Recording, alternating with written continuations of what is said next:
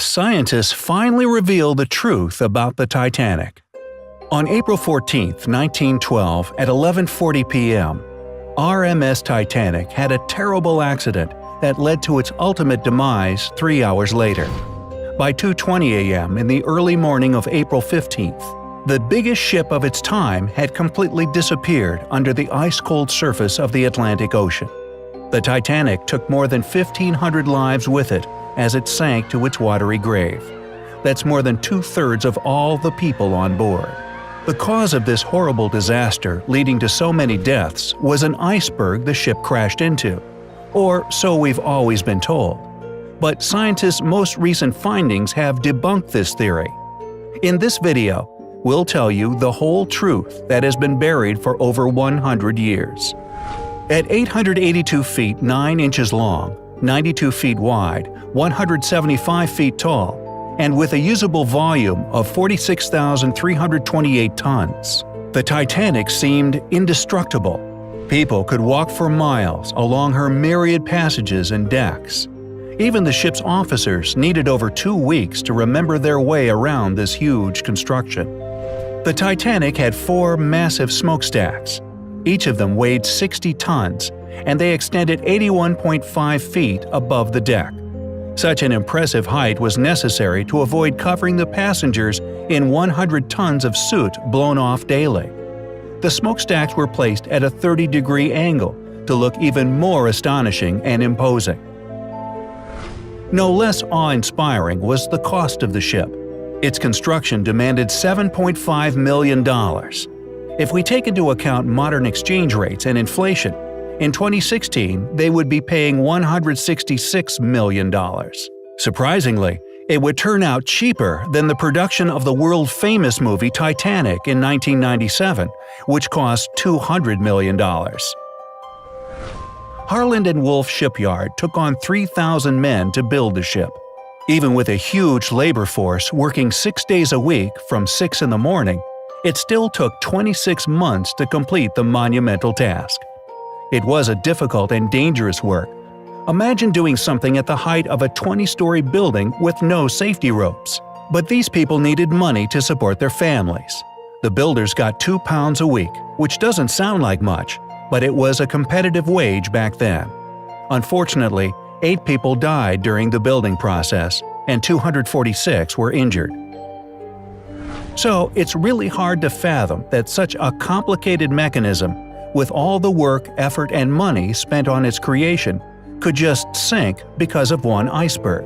Well, new findings give us reason to believe that the original cause of the catastrophe was not ice, but fire.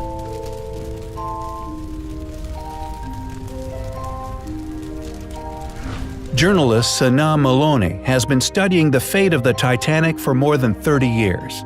It was he who discovered a huge 30-foot-long black spot on the hull of the ship. He noticed it after examining a photo taken before Titanic's departure. The journalist got hold of an album of previously unpublished photographs that showed the construction of the ship and the preparations for her first and last journey. The fire had to have been burning for 3 weeks at a very high temperature before somebody noticed it. Metallurgy experts are sure that such conditions could have easily weakened the metal, reducing its strength by as much as 75%. That's why the iceberg didn't have any problems tearing a hole in the side of the ship. If not for the fire, it would have been impossible. But the fact that the iceberg hit exactly the spot with the compromised metal is one of the incredible links in the chain of the Titanic's tragic what-ifs.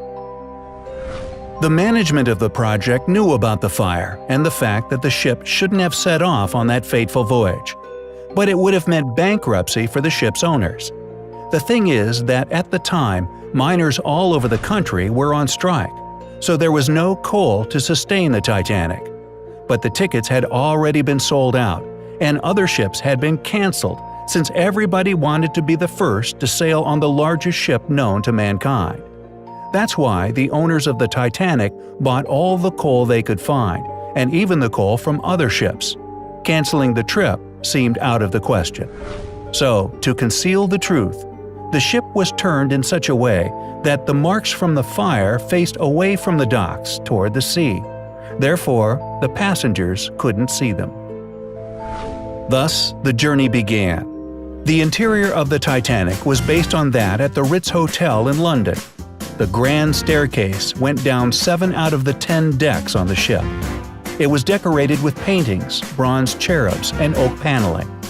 The facilities for the first-class passengers included a swimming pool with heated water, a Turkish bath, a gym, a squash court, and a beauty salon.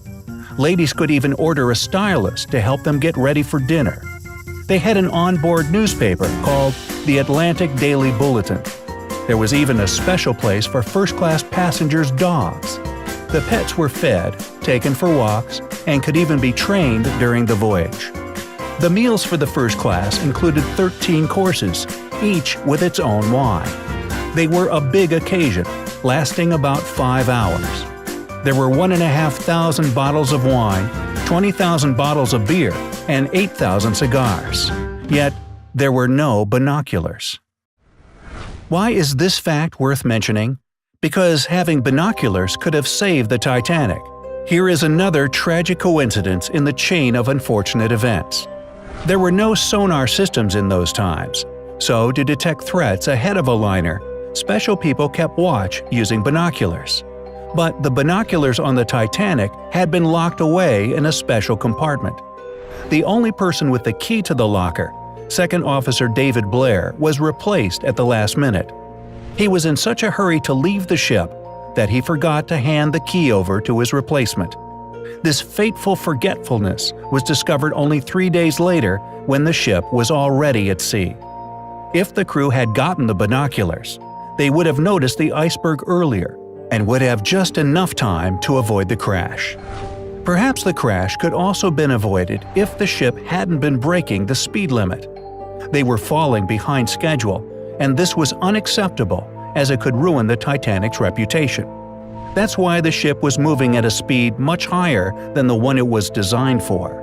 Another criminal negligence was connected with the lifeboats. In order to contain all the people on board, the Titanic needed about 60 lifeboats. The chief designer, Alexander Carlisle, planned to equip the ship with only 48 boats, but eventually the number was reduced even more to 20. This was done purely for cosmetic reasons, since the deck looked too cluttered with 48. These 20 boats could seat only 1/3 of all the people on the ship. Surprisingly, such a hugely insufficient amount of lifeboats was technically legal.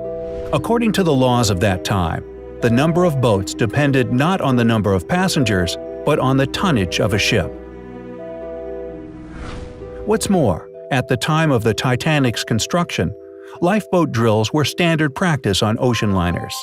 This way, the crew could prepare passengers for an emergency should it occur. But this type of drill never took place on the Titanic. Captain Edward John Smith canceled the drill scheduled on the morning of the day the Titanic sank.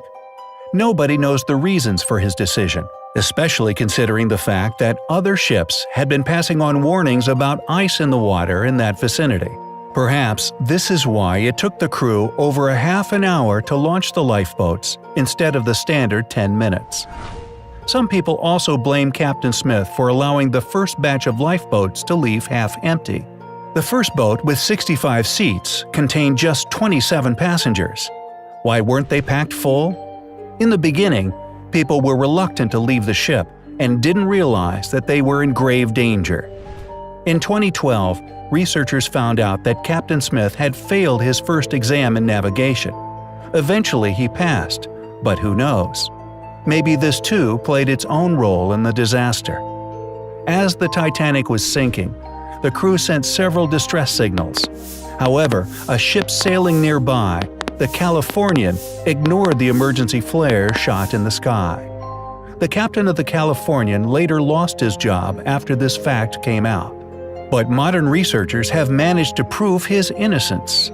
Well, better late than never. The reason nobody noticed the signals from the Titanic could be due to the phenomenon of light refraction. When layers of cold air are positioned below layers of warmer air, it causes thermal inversion. Thermal inversion, in turn, leads to the light refracting abnormally. In short, all this creates mirages, and such mirages had been recorded by several other ships sailing in that area. Historian Tim Malton is also convinced that light refraction that night could be the reason why the lookouts missed the iceberg completely. Criminal negligence, tragic and unfortunate chain of coincidences, fire or ice, whatever it was, it took the lives of hundreds of people and still keeps the minds of scientists busy to this day. What theory about the catastrophe do you believe?